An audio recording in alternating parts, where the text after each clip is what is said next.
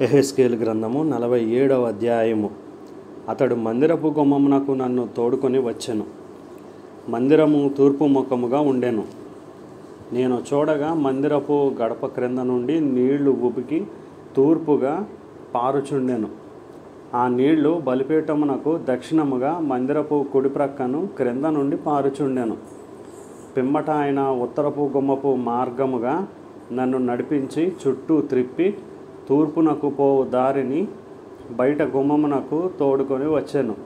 నేను చూడగా అచట గుమ్మపు కుడి ప్రక్కను నీళ్లు ఉబికి పారుచుండెను. ఆ మనుష్యుడు కొలనూలు చేతపట్టుకుని తూర్పు మార్గమున బయలువెళ్ళి 1000 మూరలు కొలిచి ఆ నీళ్ల గుండా నన్ను నడిపింపగా నీళ్లు చీలమండల లోతుండెను.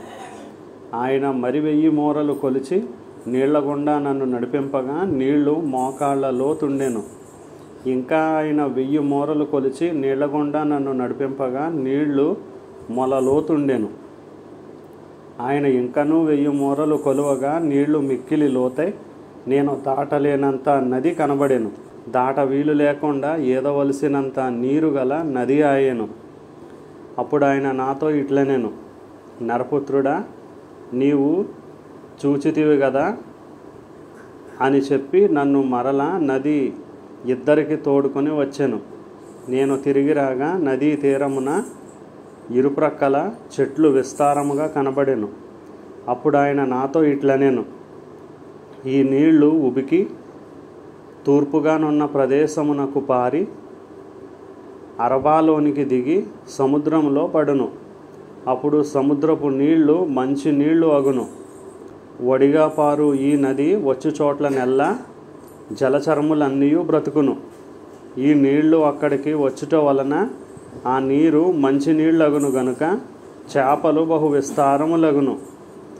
ఈ నది ఎక్కడికి పారునో అక్కడ సమస్తమును బ్రతుకును. మరియు దాని యొద్ద ఎన్గేది పట్టణము మొదలుకొని ఎనెగ్లాయిము పట్టణము వరకును చేపలు పట్టువారు దాని ప్రక్కల నిలిచి వలలు వేయుదురు. మహాసముద్రంలో నున్నట్లు సకల జాతి చేపలను దాని యందు బహు విస్తారముగా నుండును. అయితే ఆ సముద్రపు బురద స్థలములను ఊబి స్థలములను ఉప్పుగలవై ఉండి బాగుకాకయుండును. నదీ తీరమున ఇరుప్రక్కల ఆహారం ఇచ్చు సకల జాతి వృక్షములు పెరుగును. వాటి ఆకులు వాడిపోవు, వాటి కాయలు ఎప్పటికీ రాలవు. ఈ నది నీరు పరిశుద్ధ స్థలములో నుండి పారుచున్నది గనుక ఆ చెట్లు నెలకు కాయలు కాయును. వాటి పండ్లు ఆహారమునకును వాటి ఆకులు ఔషధమునకును వినియోగించును. ప్రభువైన యెహోవా సెలవిచ్చినదేమనగా, సరిహద్దులను బట్టి ఇశ్రాయేలీయుల 12 గోత్రముల ప్రకారము మీరు స్వాస్థ్యముగా పంచుకొనవలసిన భూమి ఇది. యోసేపు సంతతికి 2 భాగములు ఇయ్యవలెను. నేను ప్రమాణము చేసి మీ పితరులకు ఈ దేశము ఇచ్చి తిని గనుక ఏమీ భేదం లేకుండా మీలో ప్రతి వాడును దానిలో స్వాస్థ్యము నొందును. ఎలాగున అది మీకు స్వాస్థ్యమగును. ఉత్తర దిక్కున సెదాదునకు పోవు మార్గమున మహాసముద్రం మొదలుకొని హెత్లోను వరకు దేశమునకు సరిహద్దు. అది హమాతునకును బేరోతాయునకును దమస్కు సరిహద్దునకును హమాతు సరిహద్దునకును మధ్యనున్న సిబ్రాయిమునకును హవ్రాను సరిహద్దును ఆనుకొని మధ్యస్థలమైన హాజేరునకును వ్యాపించును. పడమటి సరిహద్దు హసరేనాను అను దమస్కు సరిహద్దు పట్టణము. ఉత్తరపు సరిహద్దు హమాతు. ఇది మీకు ఉత్తరపు సరిహద్దు.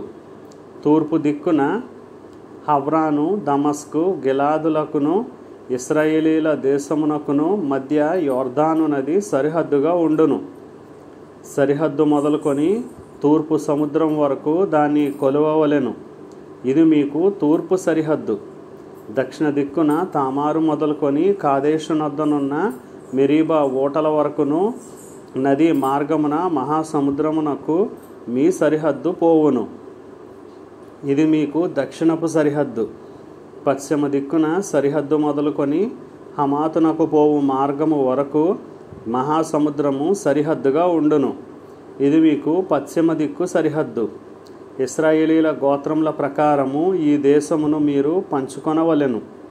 మీరు చీట్లు వేసి మీకును మీలో నివసించి పిల్లలు కనిన పరదేశులకును స్వాస్థ్యములను విభజించునప్పుడు ఇశ్రాయేలీలలో దేశమందు పుట్టిన వారినిగా ఆ పరదేశులను మీరు ఎంచవలెను.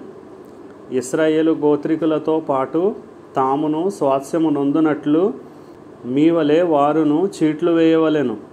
ఏ గోత్రంలో పరదేశులు కాపురముందురో ఆ గోత్ర భాగంలో మీరు వారికి స్వాస్థ్యము ఇయ్యవలెను.